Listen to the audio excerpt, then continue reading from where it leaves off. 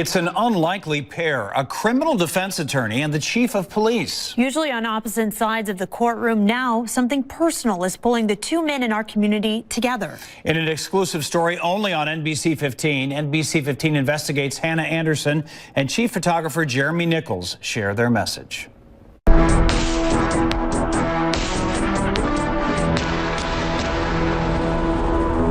Every picture tells a story. Mollie was a beautiful girl.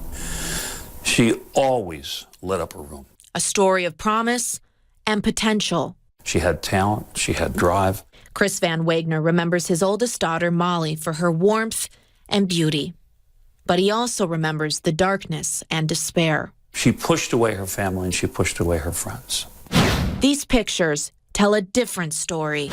The mugshot, you know, we're not sugarcoating anything. These beautiful pictures of Mollie don't tell the whole story. The rest of the story includes arrests, living on the street for a while, hand to mouth. A story of addiction. She carried on many times, but she always was insistent that she could overcome this herself, and that's the falsehood. That's the untruth. Mollie overdosed on heroin in 2014. They were angels in blue that day because they were her guardian angels. Madison police revived Mollie with the department's first dose of Narcan. A young woman soon to be the face of a new direction for the police department. This letter was a catalyst for me because it came from a bereft dad who was awful grateful. Madison Police Chief Mike Koval has read Chris Van Wagner's letter to more than 600 employees. The way he posed the picture of getting ready for a funeral during the Thanksgiving time and how the saving of Mollie in this first instance prevented that, and I think that was what I needed to tell my officers. Koval says the letter puts a face to a purpose for officers carrying Narcan. Chris provided me a foundation on which to build this house. Maybe if somebody's brought back to life one time, that's enough of a wake-up call. Bernie Albright heads up the Madison Addiction Recovery Initiative, or MARI program. It's a grant-funded, pre-arrest diversion program meant to help nonviolent addicts. If they are willing to do it, we will fast-track them into the opportunity for treatment in lieu of a criminal charge. Albright says since MARI started in September of 2017, 108 people have been referred to the program. 22 have completed it, with another 20 currently in treatment. Why have MARI? Well, people are dying in our community. So we're the guardians of the community, MPD. And so we're not just going to sit back and not do anything about it. I think for us, a success is considered someone that's willing to go into the program and at least begin treatment. Bernie's taking calls 24/7 now at night. He has a phone that he keeps by his bedstand if it means that we can get one more referral. Addiction doesn't care how perfect the picture is or who's in it. We saw her in August. We had a very nice visit with her. She was lonely, but she was sober. Mollie died a month later of a heroin overdose. She was found by her roommate. She'd probably been dead 36 hours. Her dog sat by her side. It was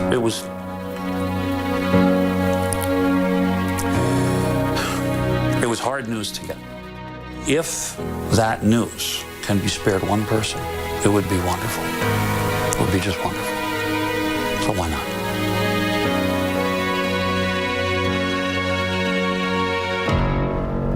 MARI is one of only 6 programs like this in the nation right now. Well, that really puts a light on this problem right here in our community. So hard to see those pictures. But Hannah, the Van Wagners did something a little bit different in Mollie's name after she passed. Yes, actually, as part of Mollie Lives Through the MARI program, in her obituary, they said anyone wanting to give flowers to instead donate to the Narcan program.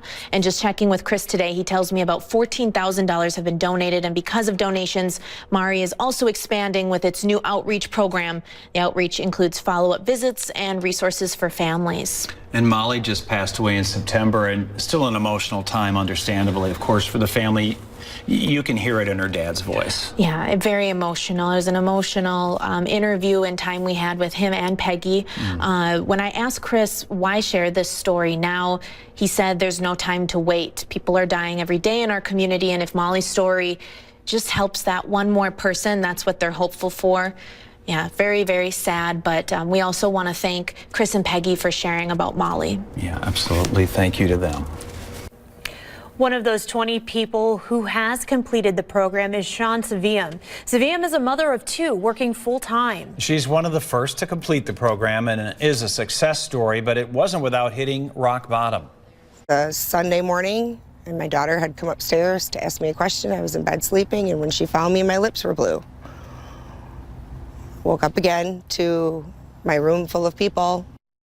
Sevilla says she did the heroin to avoid the withdrawal. 3 overdoses ended up pushing her to her edge. After overdosing at work, she woke up to 2 police officers. Even these 2 wonderful lady police officers and said, "Shawn, we're not taking you to jail. You're in luck. This is your lucky day." And I said, "What do you mean?" And they said, "We just started this program called the Mari program." I said, "Okay."